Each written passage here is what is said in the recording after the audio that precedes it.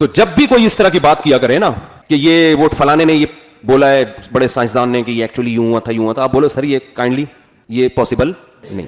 वो कहें साइंस का हवाला दो, आप उससे कहें कि सर साइंस का हवाला आपके जिम्मे है, जो दावा करता है दलील उसके जिम्मे होती है। हम तो कह रहे हैं ये कागज पे तस्वीर नहीं हो सकती, ये कैसे आंख नाक कान कैसे बन गई, ये नहीं हो सकता भाई। और कोई बात करें सर। जल्दी से एक बात करूं क्योंकि लोग फिर सुन सुन के कहते हैं यार एक ही आप चीज को रिपीट करते रहते हैं। आगे चलता हूं फिर मैं।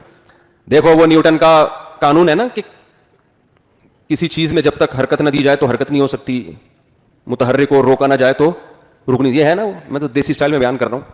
उसका खुलासा ये कि चेंजिंग के बगैर, चेंजर के बगैर चेंजिंग, असल मसला ये है उसका। हम उसको अपने अल्फाज में यूं डिफाइन कर लेते हैं, एक्सप्लेन कर लेते हैं कि चेंजर के बगैर चेंजिंग नहीं हो सकती। हो सकती है कि चेंजर के बगैर इस कायनात में चेंजिंग? तो जिस कायनात में चेंजर के बगैर चेंजिंग नहीं हो सकती, क्रिएटर के बगैर क्रिएटिंग कैसे हो सकती है यार? क्रिएटिंग ज्यादा मुश्किल है, चेंजिंग ज्यादा मुश्किल है? बोलो क्या हो गया?